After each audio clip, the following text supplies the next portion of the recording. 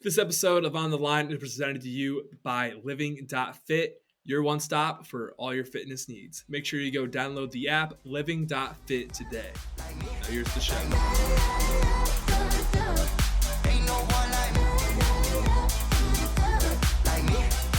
Welcome to On the Line. Today is Friday, August 12th. We got a very fun show. We got the Brown Bear, Devin Clark. Great interview. Very fun interview. He's a great guy. I love talking to him before he fights tomorrow, though, at UFC San Diego.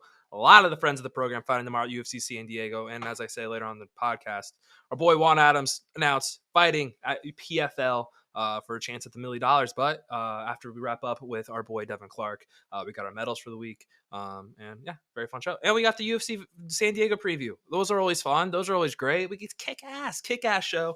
But if you listen on YouTube, hit that subscribe button, listen on Apple, Spotify, Deezer, Stitcher, or any other podcasting platform, hit that follow, maybe leave a review. But anyway, without further ado, let's go on into our man, Devin Brown Bear Clark. All right, we are joined by a very special guest. He's coming off his first knockout in the UFC. We are joined by the Brown Bear, Devin Clark. Devin, my man, what's up? How's it going? Hey, thanks for having me on. It's going good. Just finishing up camp. So we'll leave for fight week on Tuesday. So finishing up. So is it, are you done with the hard days then, or you have like one more hard day and then it's kind of just like recovery? Pretty much tomorrow will be kind of a little hard. I'm doing a little bit of conditioning and stuff like that. But yeah, nothing crazy here on out. I had my last hard sparring session this morning. All right, well, there you go. So this is a really weird question. I was watching your interviews and something kind of took my attention. I don't know why I did, but have you ever measured your hands? No. Okay, because when you were drinking a cup of coffee, they looked fucking massive. I don't know if you got like a small cup of coffee or something, but they just looked like mammoths. I don't know. I was just curious. They look massive. They're actually not that big. I mean, they're decently big, but compared to some of the people I know, like Curtis Blades and John Jones, they make my hands look little. So it might have been the angle. I don't know. It just looked. Maybe you got like a smaller cup. I don't know. Maybe you got like an espresso or something. I don't know. Do you drink espresso? Oh yeah, of course, yeah. Well, then that probably was what it was. Then it's probably the little espresso cup, and then made it look your hands look like fucking monsters. Small cup, yeah. yeah. We'll say that, or actually, no. We'll say it was a small. We'll say it was like a medium-sized cup, and your hands are just big, and this scared the shit out of the future opponents. Like Devin Clark, biggest hands in the UFC. Let's get that going. Yeah.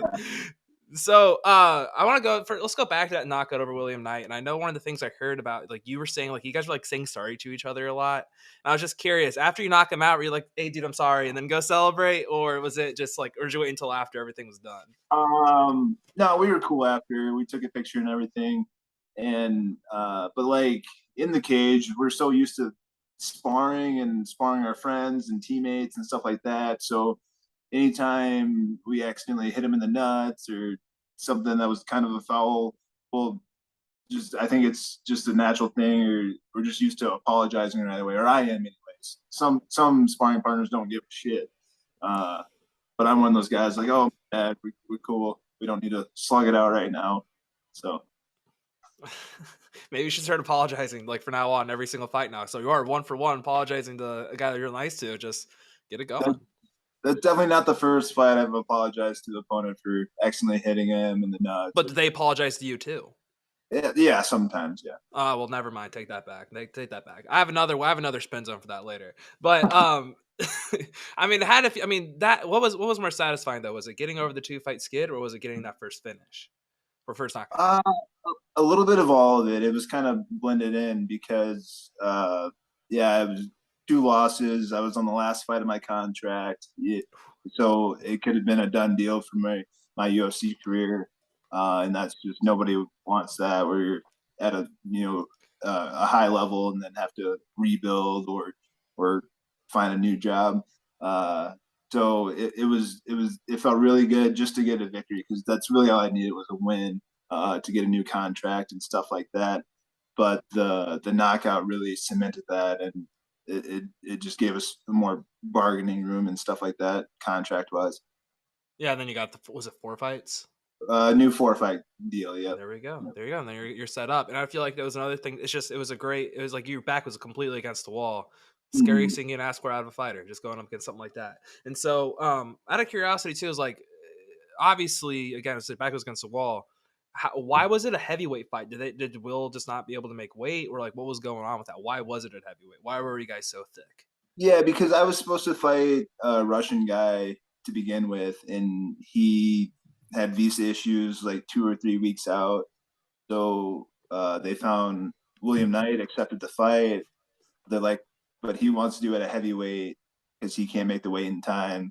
Because his fight previous to mine, he took a short notice fight as well at 205 and missed weight by like 11 pounds or something. It was one of the bigger weight misses in UFC history. And he's like, screw that. I'm not going to do that again. So he asked for it at heavyweight.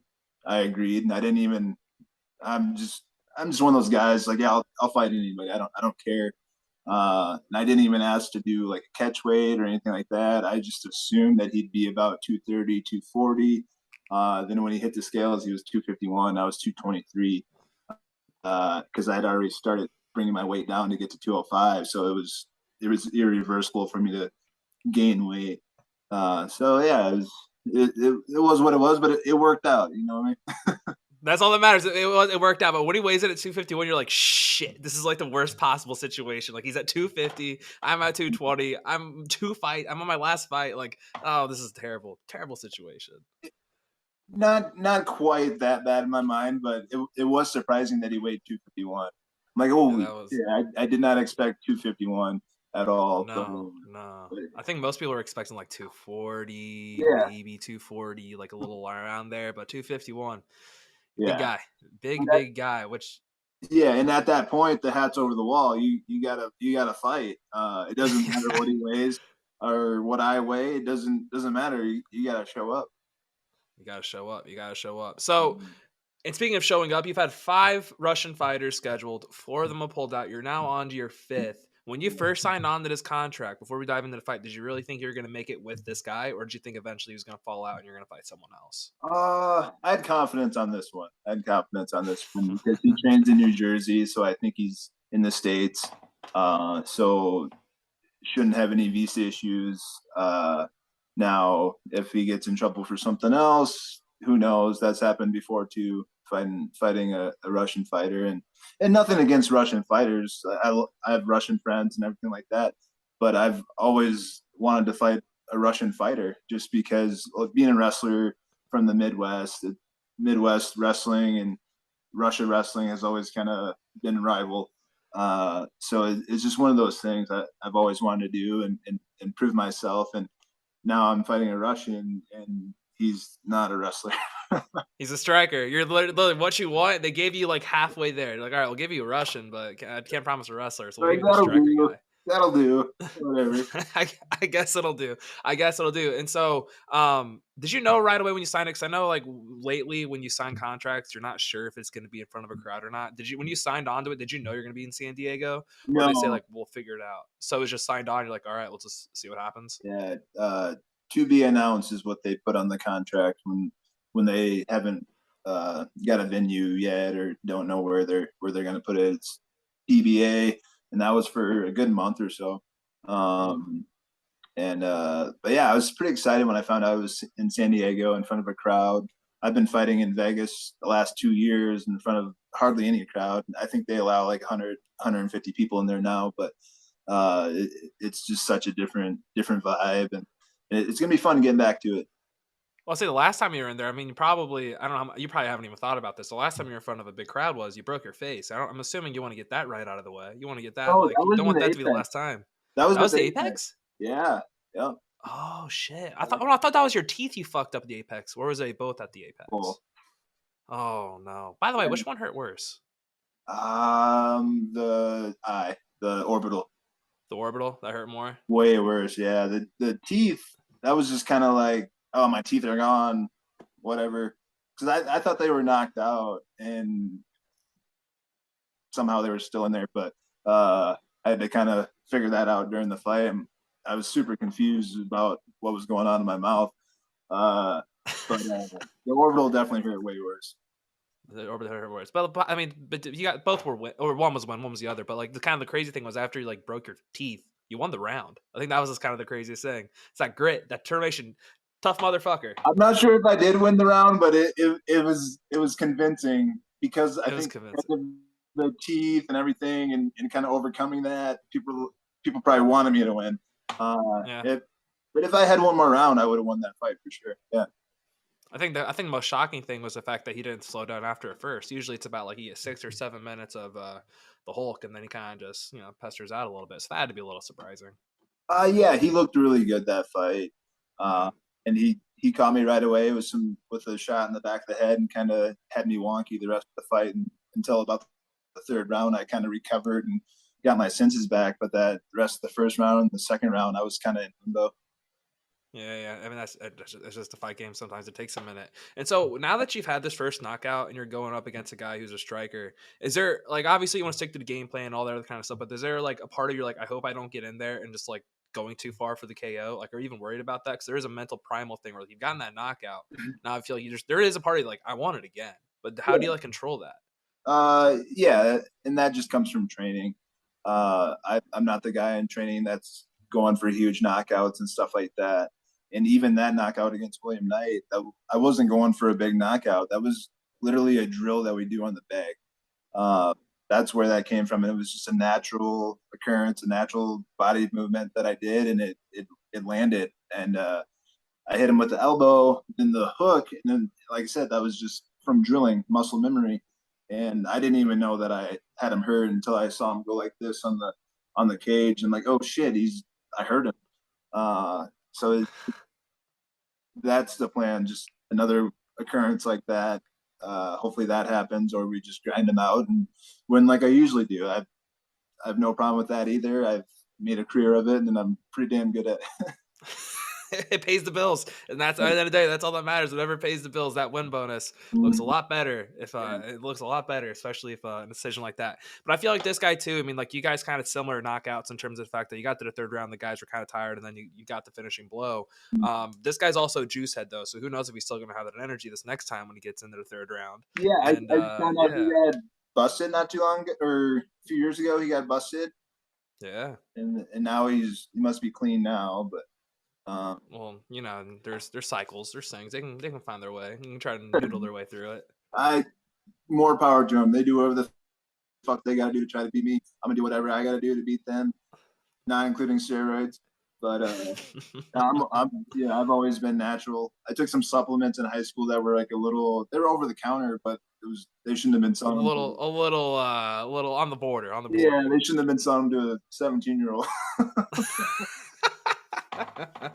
When we were in high school, though, that's all we want to do, though. Like, you just want to be like, what's going to get me as big as possible, like the Mm-hmm. quickest. Yeah, That's and all. everybody else was using them, so it was just supplements. Nobody You cared. didn't know. We didn't know any better, right? Oh no, now that shit's No, no. illegal. No, now it's yeah, it's illegal. So with this, I know you said it a minute ago. You really want to fight. You've been wanting to fight a Russian. You're gonna fight a Russian in San Diego. Is there a party that wants to patronize to the crowd with the walkout song with some like maybe Rocky stuff like America Fuck Yeah or like some kind of American song to really patronize it?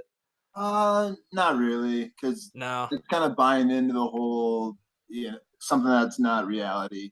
And in reality, we're there to fight, and I don't. It's easy for me to get caught up in stuff like that and get caught up in the moment and go with the feelings and all that stuff. And I'd rather just keep it simple, keep it the same walkout song and stuff like that, which is still a pretty patriotic song and from Yeah. patriotic music artists. So if someone listened to the song, they would know or the They, artist. yeah, they know regardless. They know regardless. They Okay, might so have that they might have some they might say F a Russian in one of their songs. I'm not sure. It's possible though. I mean, it probably is possible. Probably have, but I mean, they'll be. I mean, regardless, if you have any American against literally any other like nation, it's always pretty. It's usually pretty in America, especially. It's always we're cheering for the American, booing the shit out of the other guy. It's Yeah. just No. this is kind of naturally how the fights work out. It doesn't really Mhm. matter how likable they are or how unlikable they are. It's kind of always, it just happens. You got to go for America if you're in America. Yeah, of course. Yeah, I'm yeah. not sure how their crowd in California is going to be, but I was gonna say it's gonna be just a bunch of like just chilled bros just out there, just got off from surfing. yeah, yeah. Yeah. It'll be fun. It'll be fun though. It'll be fun though. I mean, I feel like it's got to be. There's got to be a part of you who's like, obviously mentally everything. And do you like hypnosis and stuff, right? I do a little bit, yeah. How do you even train like that? Like, is it just like how like they hypnotize you and he just like tells you stuff, or like how does that work? Um, Kinda. It's kind of if you've ever done any kind of breath work and stuff like that, being able to calm yourself down, or even the float spas. Have you seen those? The float pods. Yeah, You like yeah. lay them on your back, and well, I did those for a while too, and it's the same kind of stuff. You just get so relaxed, you almost just fall asleep. And but with the hypnosis, it's like I'm super relaxed, almost asleep, but he's telling me stuff, and my brain's kind of reacting to it, usually kind of emotionally. And I haven't done hypnosis in a while, since the Anthony Smith fight before that, Okay. like right before that, and it worked a little too well. Because my mother-in-law had just died like that week, and I'm getting ready to go for the fight, and I wasn't home, and I was feeling some type of way. And my mental coach, Caleb Rogers, or yeah, I was getting confused because of the superhero. Um, but he did hypnosis on me, and it let all the emotions out. After he woke me up or whatever, I just started bawling and gave him a hug, and it was one of those deals. But then when it came to fight time, I kind of didn't have that extra emotion that I usually would.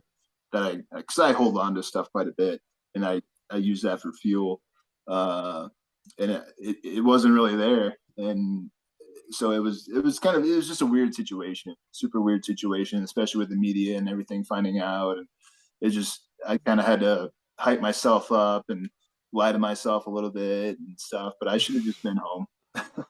Yeah, maybe it wasn't the best idea, but that's also a risk you got to take like, as a fighter. And like, didn't she also say she wanted you to go fight? Yeah, she did. Yeah, Yeah. she How did was. they find out? Did you let it slip, or was it just something someone heard through the grapevine? I Or think I kind of told them.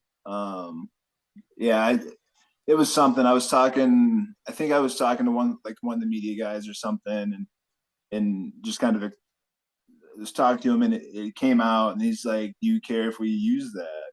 I was like, "No, I don't care, and it's what's happening right now, so why not?" And it just kind of became a big deal. So well, yeah. That is what it is. At least not. That's I feel like that's what you get sometimes. Like as a young fighter, sometimes you let certain things you hold close out, and then it just kind of kind of embodies everything you don't want it to happen. But that's just part of the growing experience, I guess. yeah, and wanting that closure that I wasn't getting because I wasn't with my family, it wasn't helping Yeah. them with any closure and stuff like that. So using the media as an outlet, it felt good. But it was also like a false sense of good, because I had to fight. So I was in the wrong wavelengths there. Yeah, well, you know what? It is what it is. That's what the human life's all about. So Mhm. experiences and learning from them and not making the same mistakes. And so another thing too is like I know like when you were growing up in South Dakota, where you got your nickname was it used to be called the Brown Guy. You switched it to Brown Bear. Yeah. I think it would have been really funny if you just came out, you changed, it kept Brown Guy, you put that in front of it. Bruce Buffer comes out and announces, and here is that Brown Guy, Yeah. Devin Clark. That would be pretty dope. That would be pretty. I wouldn't mind that at all. I think that Um, one would have been. I think that would have been pretty funny. It might be too. It might be too like joking for like a fighter name though, which is kind of where I understand the brown bear. But I think that would have yeah, been pretty yeah, funny. yeah. The brown bear. That's how it. Yeah, it just worked because it makes sense for in a fighting aspect, and also I'm brown, so I know my daughter she loves it. She loves to comment how I'm brown.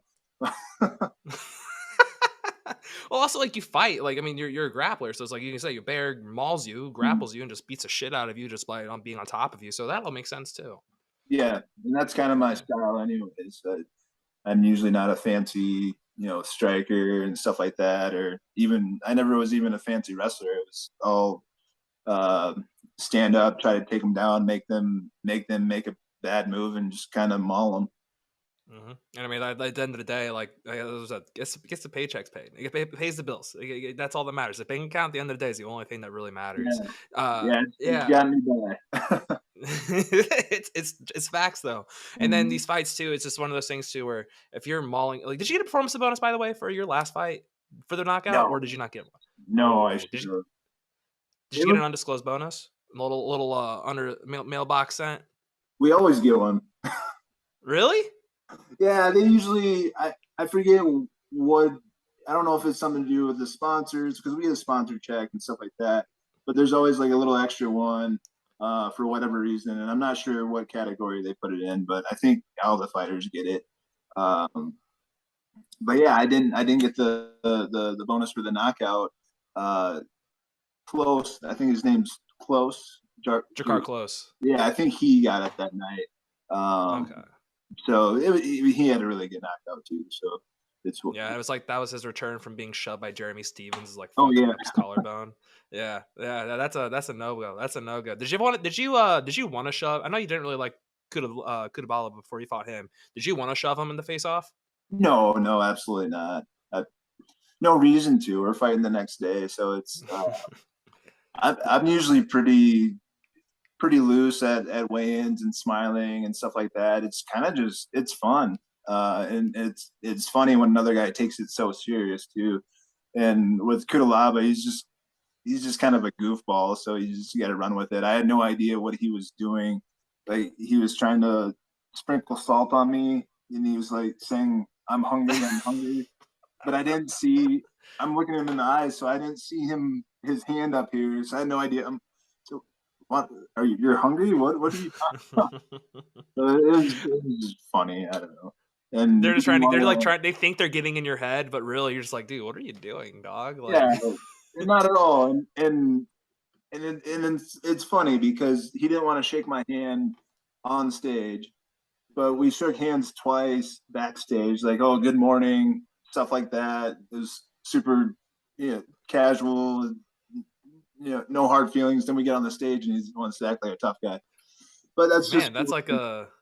Yeah, that's like a very very that's like the it's like a tenth of what Colby Covington does. You know, it's like a tenth of what he does, mm-hmm. which All doesn't right. make sense. I understand it though. It is what it Yeah, is. got to put on for the social media. Yeah, yeah. Yeah, yeah. I'm cool with it. It is what it is. It doesn't get in your head. It doesn't bother you. Which also doesn't bother you. I know, like, I think it was back in May. He tweeted out like, "Can't wait to see all four of the highlight reels for these guys." Like, did you? You should have made that into a drinking game. I feel like if I was a guy who, like, I mean, you guys all fight. You guys have the highs and the lows. I'd be like, I just make it a drinking game every time I see myself That's getting a good fucked up. idea. Yeah, you have to laugh at that. I mean, what do? You sit there and be like, oh shit, there I am getting choked out or there I'm getting knocked out. I can't get mad about it. It's in the past. I'm a different fighter now. There's no hard feelings, and those guys are super good. Those are top 10 guys. So most people are on someone's highlight reel. It doesn't matter who you are, except if you're John Jones. But somebody's on somebody's highlight reel. Exactly, and that's just, you gotta accept that at the end of the day. There's only one John Jones, and there's only one Habib. Like those guys, that's rare to not be on someone else's highlight reel. Which I feel like then, like for instance, like Will Knight, for example, he's gonna be on your highlight reel now forever, and that's just Mm-hmm. something that's never gonna go away. But he has other guys on his highlight reel because he's got a freaking nature who, Yeah, powerful as fuck. So it just is what it is. It's just the game. It's yeah. kind of the glory. It's the fun part of the game. It's just it is what Mm-hmm. it is. It is It what is. it is. It's life. It's a job. At the end of I mean, it's a job. Some guys don't like to call it a job, but it's a job.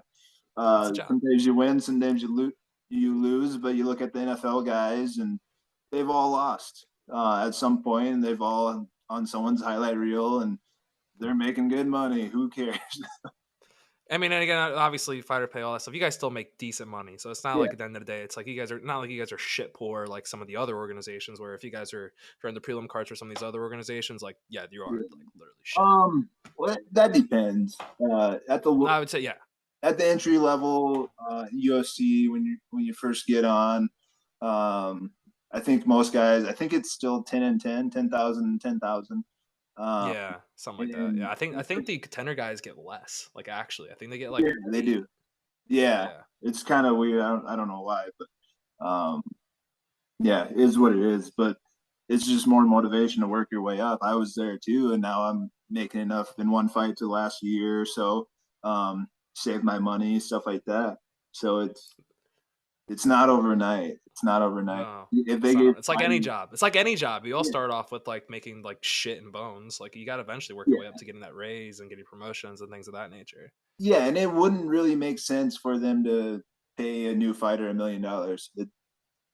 Some people like, oh, each fighter should make $1 million a fight. It just doesn't make sense. Then you wouldn't In the have. NFL, there's guys who won't even make $1 million in a year. Like Yeah. the guys who are like undrafted rookies. Like they Mhm. don't make they make like maybe 550, Yeah, which is still pretty good for what they which do. is still really good. It's still really good. Practice squad, 300K. Shit. Shit, sign me up for that. 1 year of that, you're good for a couple years. Yeah, and they can get sponsors and stuff like that. So, Yeah. um, and that's all good. But yeah, this is the situation, and the UFC they've treated me pretty well. They've given me fights. 2020 was like my best year when it was a lot of people's worst year, because Dana White and the UFC they kept us fighting, kept us making money. So I'm always thankful for that and stuff like that. There's a lot of people who lost their jobs and things like that. Hmm. You guys were able to keep going. Like every sports was shut down for months and Yeah, months and months, and you guys were good to go. But also, you don't have to really worry about it because your wife's what, like a realtor? she's a realtor. Yeah, yeah. Yeah, so she's making bank too. So it's not like, and then at the end of the day, it's not like you guys are like scraping. No, no, we're not scraping, but yeah, my wife, she likes to pretend we are, for good reason though. That is a good. Yeah, you can't be act like you're too comfortable. That's Yeah, kind of exactly. a And no no. sometimes I do. I drive a truck, so like I'll spend money on truck parts when I don't really need to. Do you Uh, have truck nuts? Truck nuts. No, on the Truck back of my nuts. truck. Yeah. No, no, I'm not that guy. Okay. I didn't think so. I have to ask. I have to ask. I mean, it could easily go that way. It's a lifted truck with big tires and everything. And yeah, it could easily go that way. Uh, What do you Has a put? good. So out of curiosity, like what do you put your money into your truck for? What do I? What? What are the upgrades you make on your truck? Suspension, wheels, tires, exhaust. Um, then the maintenance to Okay. keep it driving, keep it running good. So yeah, it adds up, but I try not to spend too much. I give myself a little bit of an allowance every fight. Uh, let me use this, fix on my truck and stuff like that. So and I'm kind of hard on my truck too, so it depends on what breaks and because I always drive it to camp so I can go off road in the mountains. So Ooh. I can't do that back home in flat Sioux Falls, South Dakota. No, not really. Can't really do that. Is that one of your favorite perks now? Moving to Colorado, is being able to go up there and all those mountains and all that area up there. Yeah, I love the mountains and especially the altitude. When I was in Albuquerque, we had that too a little bit, but there's one big peak or whatever close. Here you have hundreds that are 13,000 plus feet, and just going up there on the weekend, hanging out, it helps with the conditioning and the cardio quite a bit. Do a little block breathing up there, stuff like that, and like I'll drive up there and just driving around, I'll be doing my block breathing, and it really helped. It really does help. That is one of the beauty. That is like. So by the way, just want to point this out. You've only had one fight with Elevation, right? Yeah, this is my second fight with. This will be your second fight. So we can say this is Devin Clark 2.0. You're undefeated with the new team. Yeah, You've never not had a finish with the new team. So I mean, I'm just saying, like Elevation Devin, kind of a problem. I am 100%, 100%. I am definitely a problem now. My coaches are great, and the steps they've taken me to kind of put me back on track is super cool and super simple. Vinny Lopez, he's my striking coach, and we've basically worked a lot of footwork stuff. Hardly any combinations or anything like that, but mostly footwork stuff and being in the right place at the right time is one of the biggest things for me and one of the biggest faults that I had before coming to elevation. Just yeah, always being in the wrong spot. Even though I have power, I can throw strikes. I have decent knowledge, but just being in the wrong position to land those big strikes, big knockouts, or score big points. Then Cody Donovan, he's more the wrestling, grappling, jiu-jitsu coach. And same thing, just simple stuff that I was skipping over with my wrestling game and my takedown game. So we just kind of revisited that, and here we are, about to get our second finish, hopefully. Damn right. Oh, yeah, you're going to get your second finish. We'll all in for that. But no, it's like, it's one of those things too, like as a guy who's now been on two different teams, like everyone has their pros, everyone has their cons. Do you think it's like a guy, like after a certain amount of time, obviously you want to stick with the one team forever, but do you think it's kind of essential to eventually switch teams after a certain amount of time just to get different looks and different advice? It's really hard to say, and it kind of depends on the situation with the team, and the situation with your career. I felt like I needed a little bit more, and things had kind of changed over the years, with Wink, and I love everybody at Jackson Wink, but it just wasn't. I didn't feel like I was getting better anymore, or even staying where I was, and coming out elevation, I feel like I'm getting better again. And just like I said, revisiting stuff that's going to put me in better position in these fights. I feel way more confident, and it's working. Yeah, it is working. It is working. So before I let you go, two more things. Number one, I know you've had like a different look in every single one of your fights. You've had like the mustache bald look, you had the dreads, you've had the blonde beard. By the way, you're never bringing back the blonde beard, are you? No, you sound like my wife. Well, I've liked everything else. I love the stash. I love the stash. Are we gonna braid up the top? Or are we gonna leave it like this and just kind of go in there and I'm fuck not them up? sure yet. Not I'm sure not yet. sure. If I can get in for an appointment, if I have time or feel like it, I'll get braids.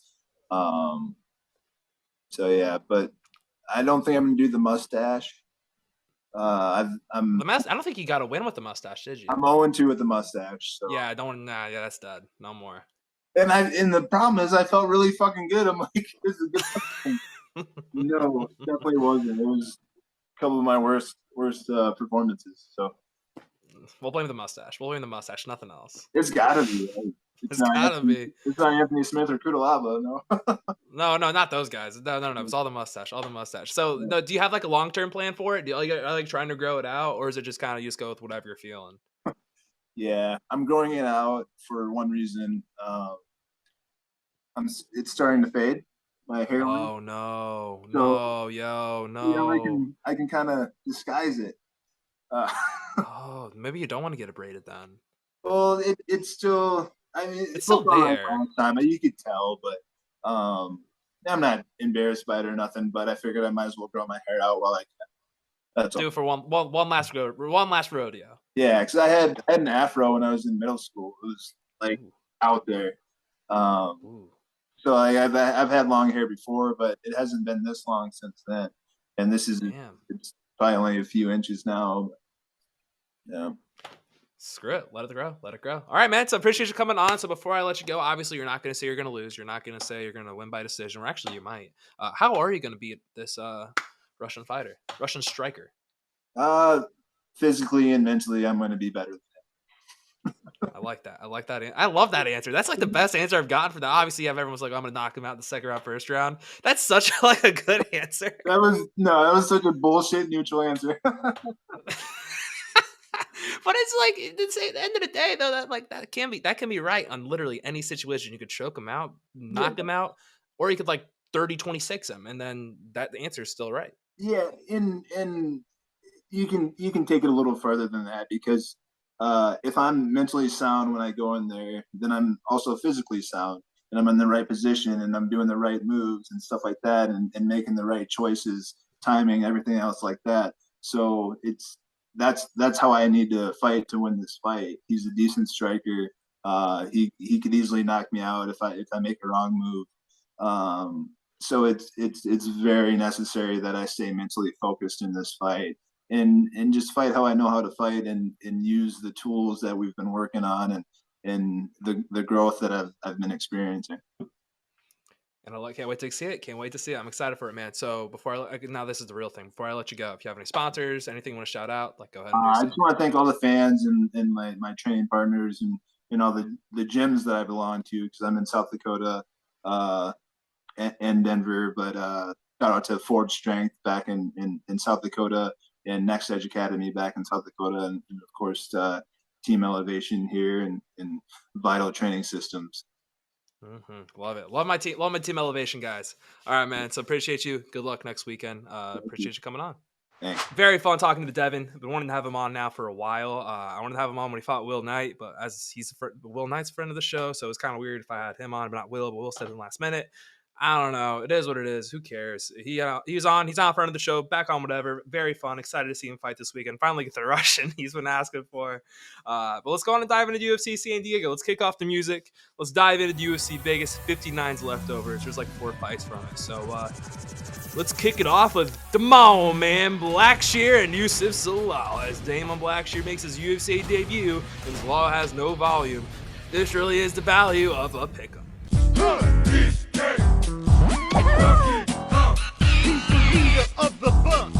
Or wait, I did something different. And we move on to the friend of the program matchup between Hip Ore Osborne and Tyson Nam. The Nanimal is coming off an 18-month layoff. As a ripe 38-year-old fighter, no bias whatsoever, but this is going to be the first draw of the year as we move on to a live-action funeral between Gabriel Benitez and Charlie Ontiveros. Murder on my lap, murder on my mind, murder on the stage, murder on my grind. One of these 2 lightweights are gonna die, but there's no murder here as 2 mammoth human beings flail and swing like a bunch of drunk gorillas as Luke Polish last name takes on Bartosz. Who cares? Let's get loopy. With Lupe Godinez ending Langela Hill's UFC career and pushing her to a 500 record. She's been durable before, but Lupita Loco takes control and train takes off. And now the main card of the evening as GM Round 3, Gerald Mearshart takes on Big Bruno Silva. Not the small one, the big one.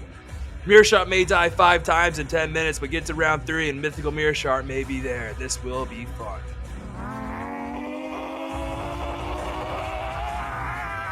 And we push to Devin Clark and Mamedov versus Azamat Smith. It's a Russian who strikes and an American who wrestles. A kind of a role reversal, but we roll with our man Devin, War Clark.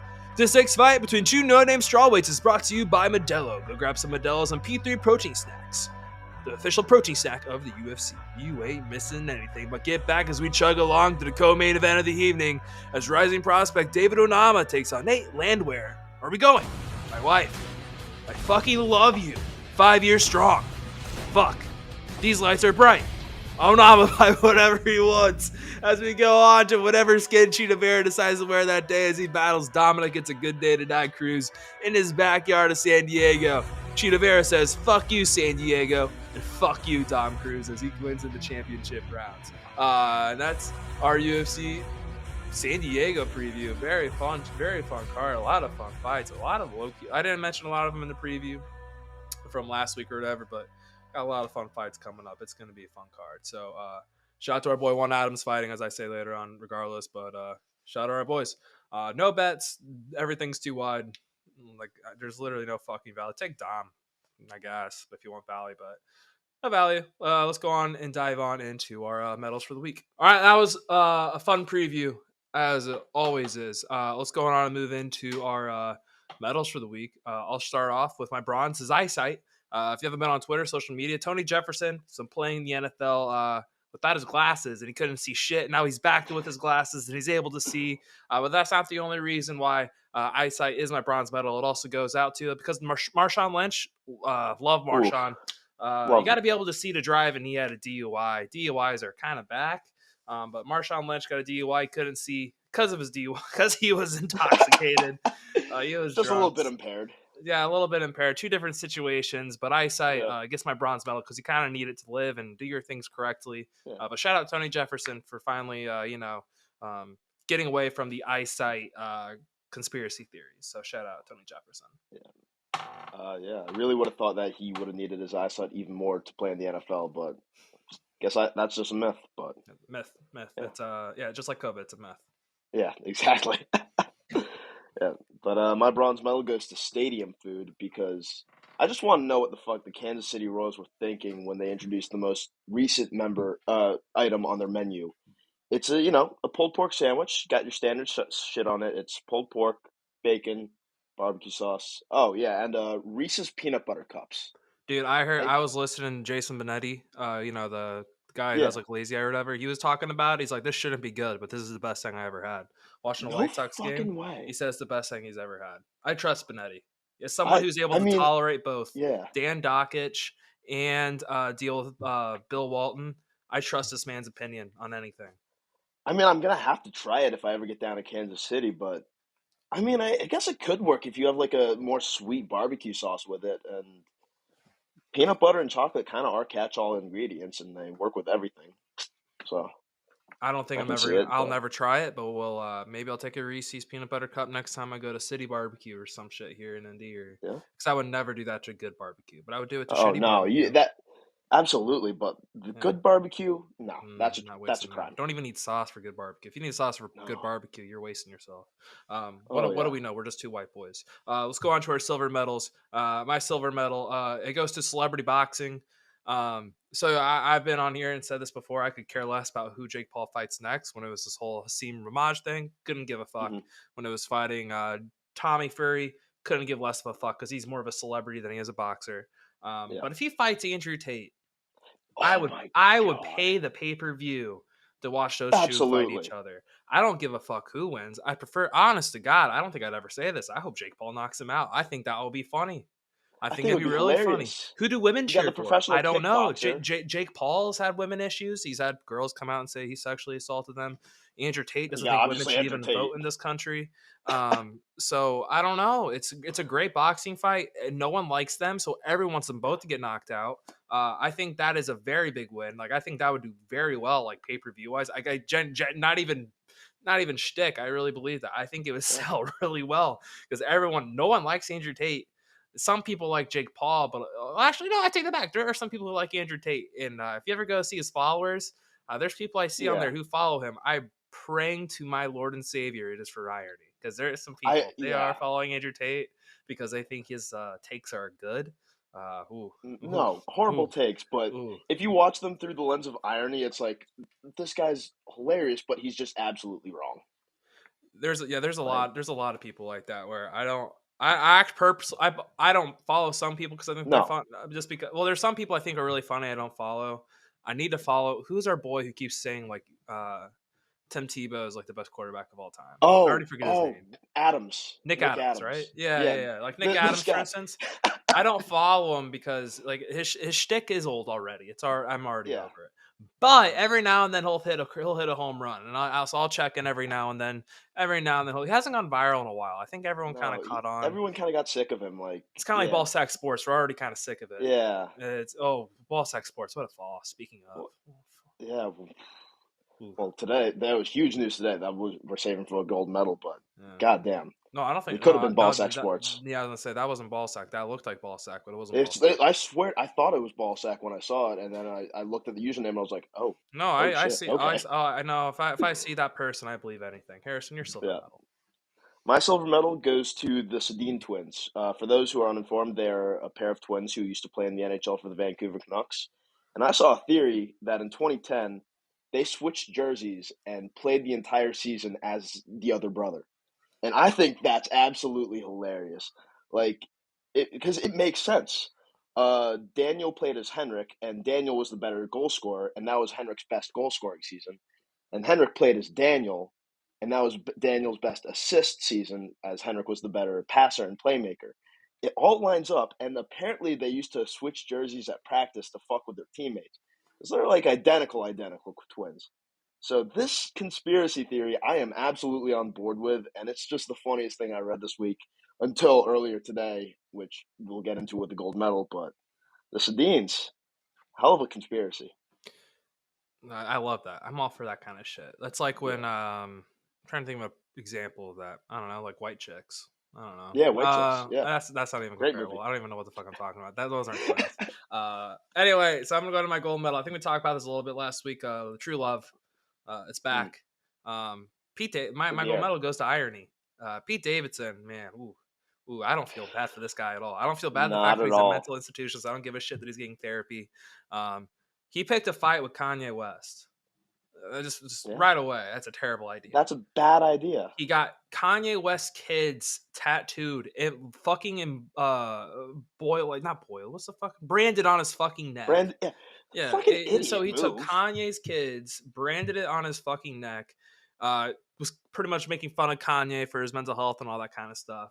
And since he broke up with Kim, he is now in therapy because of how bad he feels because everyone's going after him because of everything he did. Fuck off, dude. That's what you get for putting someone else's kids' names on your neck for some stupid ass relationship.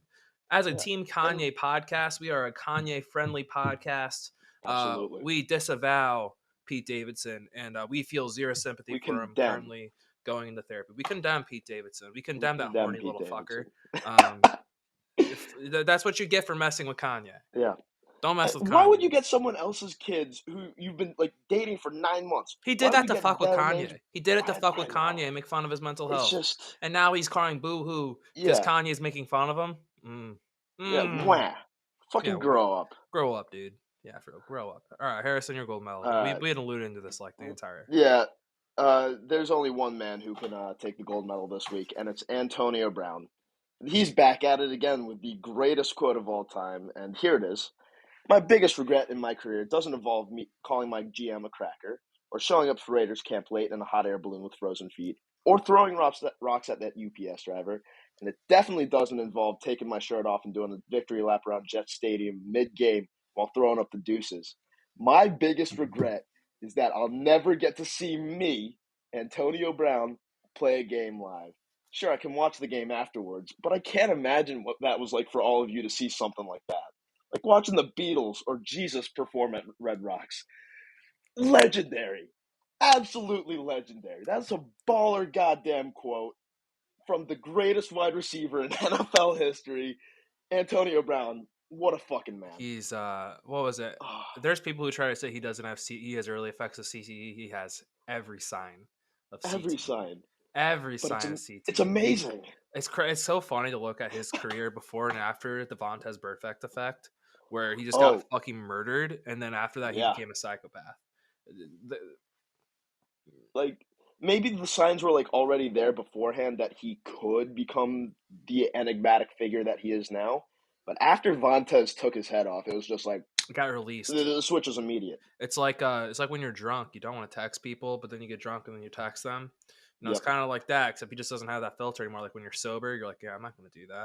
And then you get blacked out. But when you're drunk, you wake up in the morning, you're like, well, what is this? What did I do? Why do I have so many messages from these people? No one gives a fuck about me. Oh, whoops. And then you're like, oh, there we go. Then you realize what Antonio Brown's doing. He just doesn't have that filter anymore. So shout out to everyone who's getting those DMs. So shout out Antonio Brown, man. What a clown, what a character. Brown. A lot of NFL heroes and legends. Tough scenes this week. Tom Brady maybe is considering retirement? Question mark. Yeah, he's not starting week 1. No, he's missing the next 10 days for personal matters. I guess they already talked about it before camp, so it has nothing to do with the fact that his entire offensive line is hurt. He's lost 3 receivers. I don't know. And also the fact that he's getting sued by the NFL because of the whole thing with the Dolphins. I bet that has nothing to do with it whatsoever either. Or the fact that he sucks the soul out of his kids. I don't think that has anything to do with it either. Maybe he's on a voyage to Brazil to suck some soul out of those kids, going with his wife. Possible. Hey, I'm just here pointing out some facts about Tom Brady that the liberal media will never bring up. No, never. Absolutely never. No one's gonna talk about that shit. They'd be like, apparently it's his mom's sick or something. I don't know. It's the sadistic side of me, and the fact that he's haunted me for years. I hope it's just him being a little bitch because he's starting to get everyone on his team's getting hurt. But it's like, oh no, I have no offensive line anymore, and I'm a 45-year-old man. What do I do? Fucking came out of retirement out of spite. Retire again. Jameis Winston looks so good in practice. I don't want him to fucking own me. I mean, I don't want to retire too. And, if I knew Jameis Winston was coming out like he is, by the way, he's fine. He's safe. He's healthy. Shout out Jameis Winston. He's gonna. My trainer's back on track. He's back on track. We are back on that Jameis for MVP season. But shout out Jameis. Shout out that. Also want to shout out the thing that's in the back of my tooth right now. I don't know what the fuck is back here. Spaghetti and meatballs. I don't know what I got. I've been trying to bust this thing open for the past 30 minutes and I can't get it. I hate that feeling. With the tongue, it's fighting with my fingernails. I don't know what it is. Using a toothpick is cheating. It's not as satisfying. Absolutely. So You I'll got to get eventually it. check this out. So fight of the Just got to night, get it me with the versus tongue. this Yeah. thing in my tooth. Like that's a Yeah. fight of the night caliber thing right there. Absolutely. Also, I want to give a quick shout out to baseball. Real quick. Field of Dreams is like we're recording this as it's going, but the opening with Ken Griffey Jr. and his dad.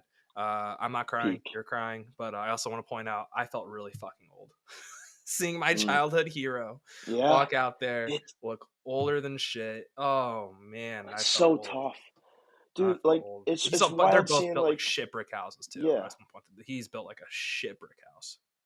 It's so Unreal. tough seeing our childhood heroes look older, and at the same time seeing like kids born in 2003 and 2004 getting major contracts in pro leagues. You It's haven't like, gotten to this point yet, but like Luka Doncic is younger than me, and that's hard to accept. Like there's guys out there like you. I do understand now. You don't wear jerseys with guys who are younger than you. I will I never, absolutely not.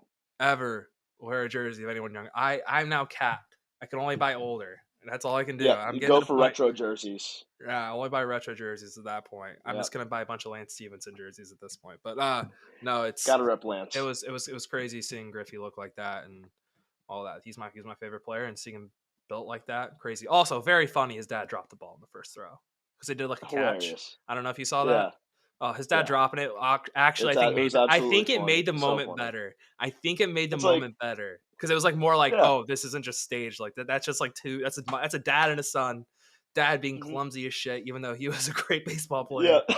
It was I felt It's the felt classic dad-son moment. Yeah. yeah, it was a classic dad son moment. It was awesome. But anyway, shout out that. Fun card tomorrow. We have a bunch of friends fighting on the show.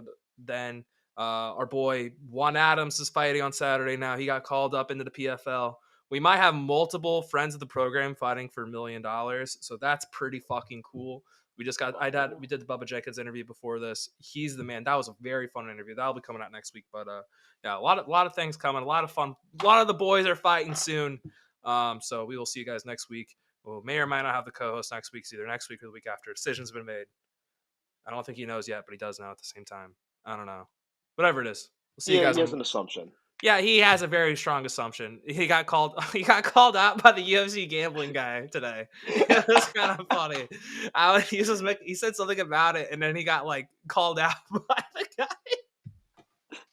And he like it was pretty funny. It was pretty funny. Harrison, you have any shout outs before we wrap this thing up? Well, shout out the Cleveland Browns. They're starting Deshaun Watson tomorrow. Maybe.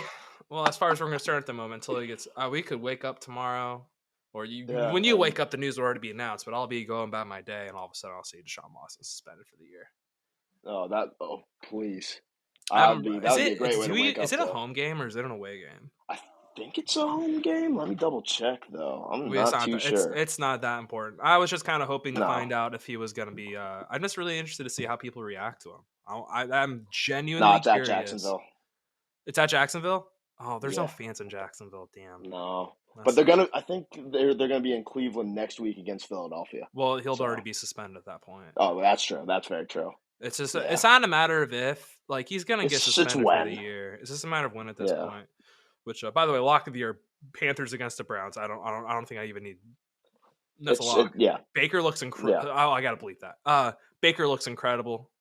It's a very strong. If Mike Tyson fucked Baker Mayfield's wife, I think Baker Mayfield could beat the shit out of Mike Tyson. Yeah. Actually, I'll switch it. I'll say Tyson Fury. Tyson Fury fucks the shit out of Baker's to make it a little bit more believable. If Tyson Fury were to fuck there's like no one who can beat the shit out of Mike Tyson. No, like, that's not at all what I was trying trying to do. I was trying to bring him down in age. No, I was trying to do someone younger to prove my point. I see what more. you mean. Yeah. I got you. Jake Paul might be able to beat Mike Tyson. I know he can't. At this point, yeah. just kidding.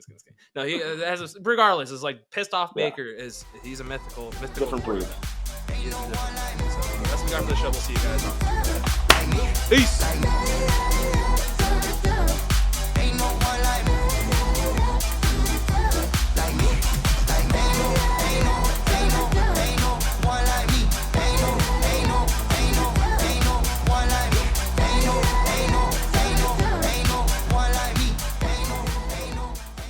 Thanks for watching. Thanks for sticking around with me all the way to the end. I just want to once again thank the sponsor of the show, Living.Fit. If you're looking to better yourself, make sure you go to download the app or visit the website Living.Fit today.